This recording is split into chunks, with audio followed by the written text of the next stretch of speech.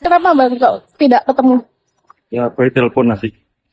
Yang bikin nggak ketemu apa Bang? Mediasinya by telepon. Oh mediasinya telepon, artinya? Ya udah by telepon. Bila mana beliau tidak bisa hadir, maka bisa dilakukan mediasi via Zoom atau via video call untuk mencari itikat baik dari para pihak, termasuk dari ketiga. Memang forum mediasi ini kan sebenarnya kan tertutup kan. Tetapi mereka tadi yang pertama legal standing aja penerimaan kuasa mediasi masih belum ada. Tetapi sudah menyampaikan unek-unek sebagian yang dinyatakan oleh Denada. Dia mau menjalin komunikasi secara intens. Karena selama ini bertahun-tahun komunikasi itu sudah terjalin. Terus yang kedua, sudah penolakan bahwa kalau kita berbicara tentang angka katanya tuh, sini tadi masih terlalu prematur untuk dibicarakan di ruang mediasi ya. Mereka keberatan. Padahal resume saya untuk mediasi itu ada beberapa poin. Salah satunya adalah pengakuan anak. Sekarang kalau pengakuan anak you masih bisa dibicarakan, kita masih bisa memaafkan, masih bisa menjalin komunikasi lagi. Saya ngomong nominal itu Apa yang membuat kamu mencari tahu beres penasaran? Banyak yang ngomong. Pak menanyakan ke yang bersangkutan? Enggak. Ketika kamu harus memanggil dia dengan sebutan Mbak Vin, kamu harus memanggil Mbak Denada dengan sebutan Mbak itu gini. Setelah tahu. Iya. Ya sakit hati Mbak. Tapi mau gimana lagi? Resa, sebenarnya kalau misalnya ada cara lain nih, mungkin bisa mendapatkan tanggung jawab dari Denada, apa yang ingin kamu lakukan? Kalau misalnya ada cara lain nih, yang tidak harus ke pengadilan, gitu, untuk bisa membuat Denada memenuhi tanggung jawabnya itu, Pak, cara apa yang Kan saya sudah sakit hati karena masalah mama saya yang di ibarat katanya yang dianu lah. Yang tersiki. Sama Mbak Dena. Jadi selama 24 tahun itu Mbak Dena nggak pernah sama sekali membantu kamu atau gimana? Setahu saya, enggak. Saya merasakan ya enggak. Tapi Ya, setahu saya mama papa. tapi kalau misalnya ada yang bilang kamu dibantu segalanya kayak pendidikan, bahkan sekolah ini. Iya setahu saya Mbak, mama papa. Intinya setahu saya mama papa. Ini gitu nggak tahu. Setahu saya mama papa. Dipanggil mama Dulu sama mama nanti ya. banyak yang ngomong. Sempat Jadi Sebanyuwangi ini aslinya sudah tahu mulai dulu Pak. Tapi kan aku harus mengklarifikasi, harus cari tahu sendiri. sempat menanyakan ke yang bersangkutan. Enggak.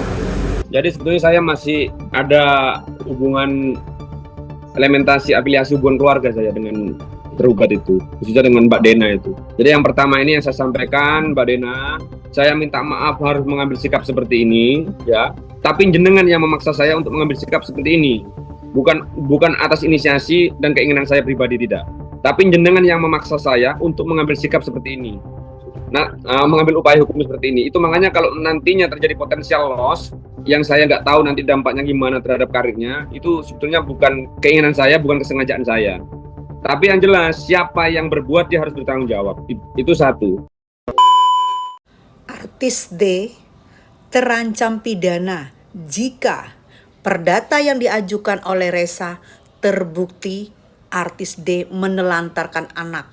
Karena ingat ada undang-undang penelantaran anak, hukuman penjara pidana kurungan di atas 5 tahun.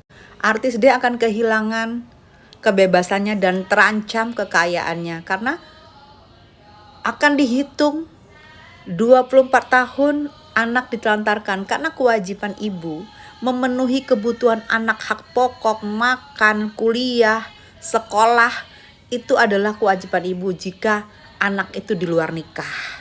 Aduh, kasus ini akan panjang jika terbukti ditelantarkannya anak. Ingat Undang-Undang 35 tahun 2014 atau ada perubahan di Undang-Undang 20 tahun 2022 mengatur perlindungan anak.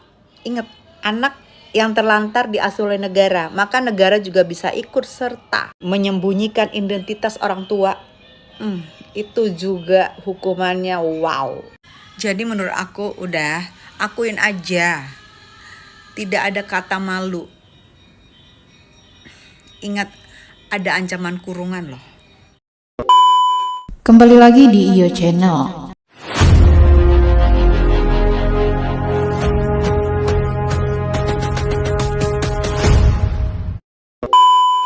Baiklah, kali ini saya akan membahas tentang selain ingin diakui sebagai anak kandung, ini permintaan Reza Rizky ke Denada. Untuk selengkapnya simak video berikut ini.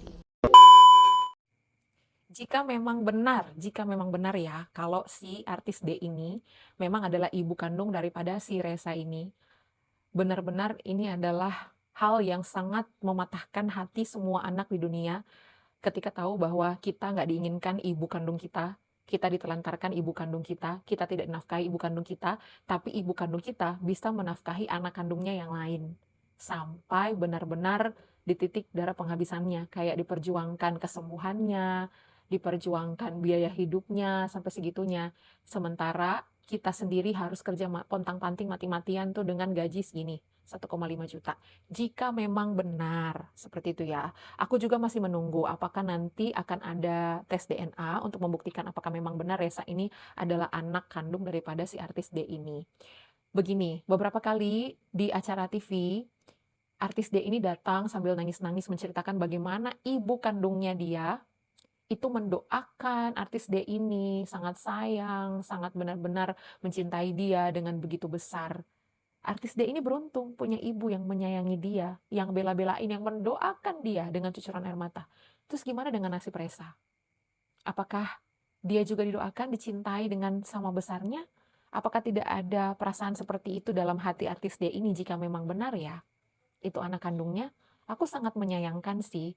Seharusnya ini waktu untuk rekonsiliasi. Artis D harus meminta maaf sama anak kandungnya kalau memang betul anak kandungnya. Sekali lagi, ini disclaimer loh. Ini adalah opini pribadi. Kalau memang benar, sekali lagi aku tekankan, ya, minta maaf sama anak karena sudah menelantarkan, tidak membiayai, tidak didoakan, barangkali juga, nggak tahu ya. Beruntung banget artis dia punya ibu yang sayang sama dia, tapi kasihan banget si Reza kehilangan figur ibunya dan merasa mohon maaf ya, dibuang quote unquote. Ya, semoga cepat ada titik terangnya. Kita menunggu tes DNA dan hasilnya supaya ada kejelasan. Sementara proses hukum ini berjalan, semoga Reza juga diberikan ketenangan ya, diberikan juga damai, kebutuhan hidupnya bisa tercukupi juga, karena konon katanya dia berhenti kerja gitu netizen ya. Kita doakan saja yang terbaik. Sidang somasi penggugat Reza hari ini tadi tidak dihadirin oleh tergugat Denada. Menurut sumber, karena artis lagi syuting tidak bisa hadir dan diminta waktu lain tapi tidak prosedur somasi, jadi di luar prosedur sidang. Mungkin mau bicara secara keluargaan ya. Dan kalau ditanya kenapa tidak ada sebelumnya tidak ada mau jalan damai, dan menurut pihak dari penggugat Reza, sebelum ini terkuak, pihak tergugat sudah mendatangi rumah artis D yang di Jakarta 2 hari berturut-turut, dan menurut mereka artis D tidak menemui dan tidak disuruh masuk pun untuk duduk di ruangan tamu. Yang menemui hanya ART dan dibukakan pintu pagar sebesar 15 cm. Itu makanya mereka lanjut ke pengadilan. Mudah-mudahan kasus gugatan-gugatan ini antara diduga penggugat Reza dan diduga tergugat adalah Denada, mudah-mudahan bisa mengambil titik tengah, titik temu ya.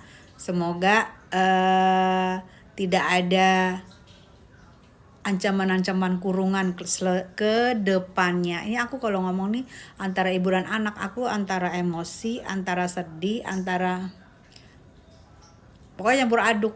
Ngomongan aku juga jadi bergetar karena aku memikirkan nasib seorang anak yang lagi mencari jati diri dan mencari identitas nasab ibunya.